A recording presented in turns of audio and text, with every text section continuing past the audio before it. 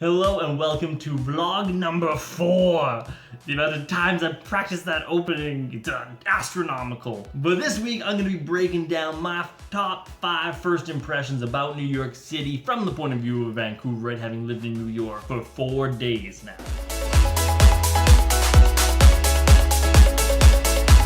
Number 5 should be a totally obvious one: how huge New York City is. It became very apparent to me on my 1-hour trek between where the Keys were and my apartment that was close by.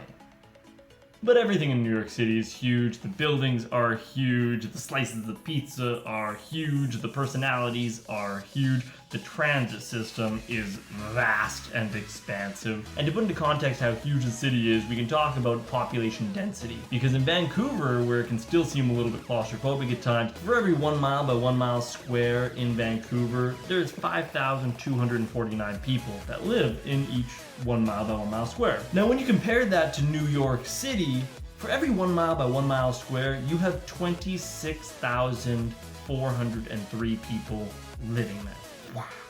That is 5 times the population density of Vancouver, and hence why they have such a vast transit system, housing system. And that brings us to point number 4. The city is so mixed between new and old. Now, New York is one of the original port cities where the European settlers came over, which means that the city is very old. And it's very apparent. There's tons of buildings that you look at and you're like, damn, that's old. And then there's a whole ton of buildings that you're like, damn, that's new! And the crazy thing is that those buildings are a lot of time right beside each other or right on the other side of the street from each other. This becomes very apparent with the amount of scaffolding that is literally everywhere.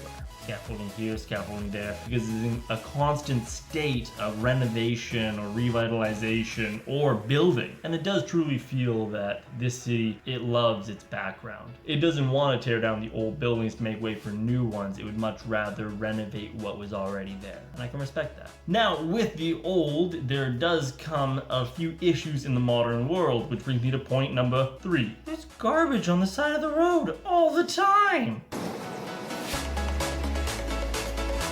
It's been told to me that it came from the fact that there are no alleyways in New York City. There is just roads and roads and roads and houses that are touching together, leaving no room for alleyways. Now, no room for alleyways means that the garbage from those aforementioned 26,403 people per square mile needs a place to go. The solution? Put it on the side of the road. Which is just so foreign to me, coming from Vancouver where we've got dumpsters in alleyways. It also leads to odors everywhere. Not all the time, which is disconcerting. You'll be walking down the street and all of a sudden, you're hit by an odor. And in Vancouver, you know it's coming from the alleyway right over there. In New York City, sometimes you look around and there's nothing. Other times you'll see the big pile of garbage. I'm not sure that there is a better system out there.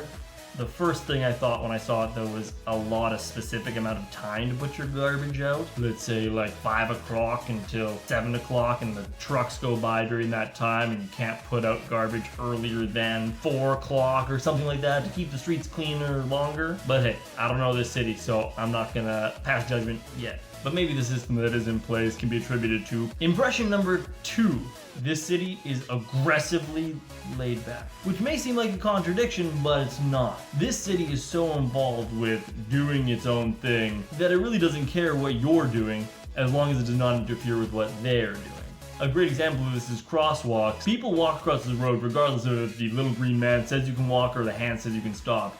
The only thing that dictates whether or not you walk is if there are cars. I'm talking about old people, young people, big people, small people. All people abide by this rule. And also in Central Park, in the areas that are saying, please don't sit on me, I'm freshly seeded grass. People just literally squish the fence down and they'll squish the sign down and use it as a seat. Now that may be coming from a Canadian point of view, as I did notice a similar feeling while I was in Pueblo, Colorado for a family reunion 2 summers ago. And I don't think it's a bad thing at all. I think it's really great. You do you, I do me, don't get in my way. It's a pretty good attitude to have, I find. Which brings me to my number 1 impression about this city: culture. The city's been great so far, and does not matter what you are looking for, you can find it. There are delis on every corner, and being Italian, I think of a deli as like a butcher shop, and hey, there's Tony working in the back. It's not the same thing here. It's kind of just a sandwich shop that's connected to a grocery store that's inside of a convenience store. I haven't gone to a deli just yet because I was told by one of the guys I live with that you get very specific with your deli.